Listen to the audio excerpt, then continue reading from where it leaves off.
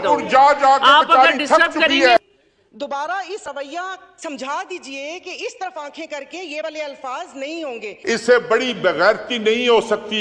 ये बात फिर असेंबली तक नहीं रहेगी, असेंबली के बाहर मैं ये बात करूंगी कि मैं बोल रही हूँ। हमारी तकलीफ अभी दूर करता हूँ। ये चोर की दाढ़ी में शतीर है, इनका नहीं है, ये पूरा शतीर है। इनको पता है कि जब अगर इस तरह की गुफ्तगू शुरू, मेरे भाई मैं अभी भी कोशिश करूंगा कि आपको मैं कोई डायरेक्ट तकलीफ ना पहुंचाऊं, इसलिए आप प्लीज यार प्लीज जरा खुदा के लिए यार कहते हो तो मैं बैठ जाता हूँ।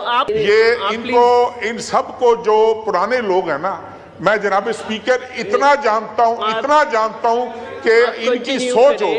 अभी दूर करता हूँ तुम्हारी तकलीफ, नहीं प्लीज आप इस तरह डिस्टर्ब करेंगे मैं उनको टाइम देती रहूंगी। आप अगर डिस्टर्ब करेंगे मैं उन्हें टाइम देती रहूंगी। आप क्रॉस टॉक ना करें, सीनियर पार्लियामेंटेरियन है। इसके अलावा ये भी बात हुई कि जी फलां जगह पे इस जगह पे इतने अरब का नुकसान हुआ, उस आदमी ने इतने अरब कमा लिए, इस जगह पे ये हुआ। लेकिन थोड़ा सा अगर अपने हम गिरेबान में झांके थोड़ा सा, तो मेरे ख्याल में पंजाब के लूले लंगड़े बहते गूंगे को पूछ लेंगे ना, तो वो आज भी उस्मान बुज़दार को नहीं भूला।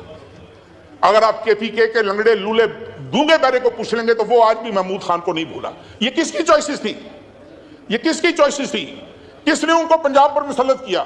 किसने महमूद खान जैसे आदमी को KPK पर मुसल्लत किया? ये वही आदमी है जो आज अडियाला में बैठा होकर बड़ा इनोसेंट है। He is very innocent of the highest grade.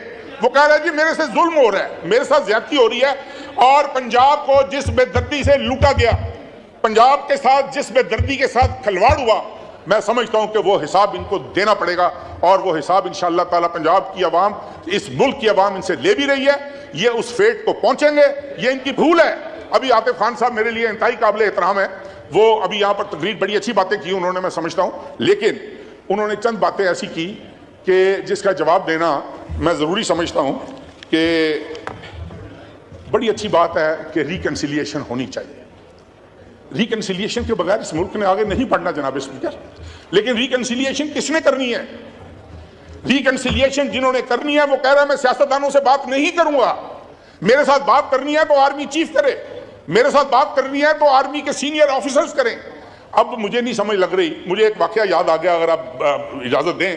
ये चूंकि बजट पे कोरम पूरा करवाया करते थे जनरल फैज साहब, वो बजट पे कोरम पूरा होता था तो एक बजट पे इधर असद कैसर साहब नहीं बैठे हुए, आमिर डोगर साहब बैठे हुए थे, ये इस बात की गवाही देंगे। एक खाना रखा गया प्राइम मिनिस्टर हाउस में कि सुबह बजट की अप्रूवल होनी है, और आज मैंने इसको Noor Alam you were there I suppose, उनसे नहीं बात करें। नहीं वो मैं इसलिए मैं गवाही ढूंढ रहा हूं।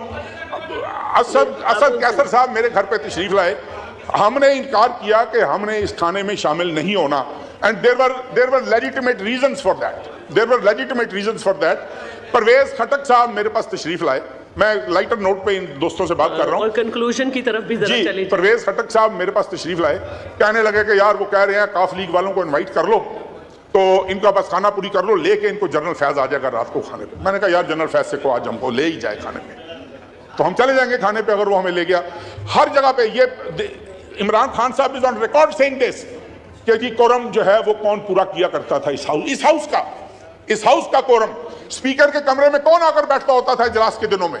Not a senior ranking officer. They all know it. अगर ये मजीद तफसीलात चाहते हैं तो मजीद तफसीलात भी मैं इनको देने को तैयार हूं।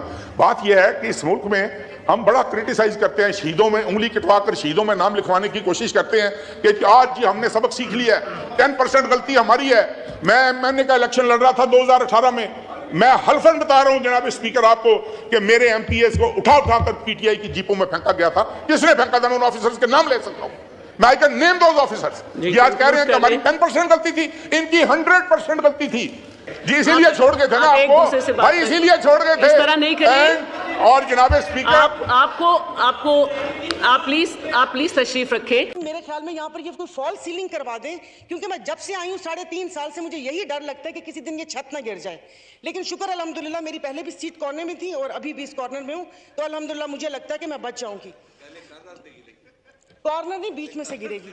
और बाकी ये कि प्लीज आप कह दें कि जिस वक्त यहाँ पर बात होती है बहुत वक्त जाया हो गया, सिर्फ आवाम की बात की जाए, पिछली चीजें किसको याद दिला रहे हैं? 3.5 साल हम वहां सुनते आए कि इन्होंने ये किया। 1 सेकंड, आप अपना बिल जो बड़ा सोना बिल है तुसी ले आना वापस, तो वो यही सुनते हुए आए। तो अब स्पीकर साहब पता नहीं कहाँ लगे हमें। No cross talk please. Agha साहब तो प्लीज आप अपनी ना वो क्या कहते हैं अवाम के मसाइल पर ही तवज्जो दें। और बार बार कहा जाता हमें हुकूमत ऐसे मिली थी। अरे आप लोगों को ट्रे में रख के किसी ने थोड़ी दी थी, छीनी थी हुकूमत के गले में ढोल बांधा है तो इससे बजाएं और थोड़ा सा रक्स भी करें ताकि हम सब महजूज हों। और प्लीज दोबारा इस किस्म का रवैया समझा दीजिए कि इस तरफ आंखें करके ये वाले अल्फाज नहीं होंगे। ये बात फिर असेंबली तक नहीं रहेगी।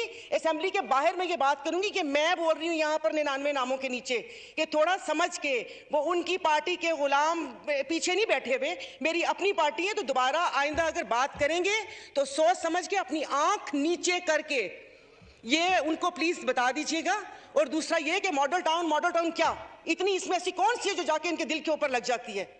मैं यहां पर 3.5 साल से आई हूं, मैं किसी पार्टी को भी डिफेंड नहीं कर रही, मैं पीटीआई को डिफेंड नहीं कर रहे, हम अपनी बात कर रहे हैं। उससे पहले मैं भी एक आम आवाम ही हिस्सा थी। अगर अल्लाह पाक ने मुझे यहां पहुंचा दिए तो मेरे तो सामने जो इतने बड़े बड़े बुर्ज थे वो तो ऐसे उल्टे हैं कि मैं आपको बता नहीं सकती। थोड़ा आराम से सिर्फ उनकी उस पर तवज्जो दे। बाकी रही डॉलर की यहां पर बात होती है तो डॉलर तो जरा फिर स्पीकर साहब ये जो गैर मुल्की दौरे हैं थोड़ा इस पर ही आप स्टॉप लगा दें कि जो ये मेंबरान जा रहे हैं भले वो बाकू जाएं या टर्की जाएं या किधर भी जाएं, उनको क्या डॉलर का लिफाफा देना जरूरी है? नहीं, अल्हम्दुलिल्लाह वहां जाके अफसोस ही हुआ है कि यहाँ पर करने क्या आए थे।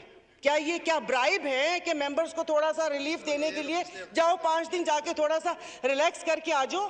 तो जरा डॉलर्स की अगर आप परवान की बात कर रहे हैं तो प्लीज इससे जितने भी दौरे हैं जो अभी भी लिस्टें बनी हुई है कि तुम कहां जाओगे, उस पर स्टॉप लगना चाहिए अगर आप सीरियस हैं यहां पर ये बात करने के लिए। और मेरे बार बार दोबारा ये कह रहे हैं कि यहाँ पर पार्लिमानी वजीर बैठे हुए, आप अपनी क़यादत से बात करें। ये वाला रवैया नाकाबिले बर्दाश्त है और दोबारा ये बर्दाश्त। नादरीन आपने वीडियो मुलाजा फरमाइए। नादरीन तारक बशीर चीमा जिसमें सेंस नाम की चीज़ नहीं है। और देख लें कल इसने जरताज गुल साहिबा के साथ बदतमीज़ी की और आज सहरा बानो के साथ। नादरीन जब तक इस तरह के जैल लोग इस कौम पर मुसल्लत रहेंगे तो ये मुल्क कभी भी तरक्की नहीं कर सकता। लेकिन नादरीन मैं सहरा बानो की जरूरत को सलाम पेश करता हूँ जिन्होंने इस लोटे को एक हकीकी ऐना दिखाया।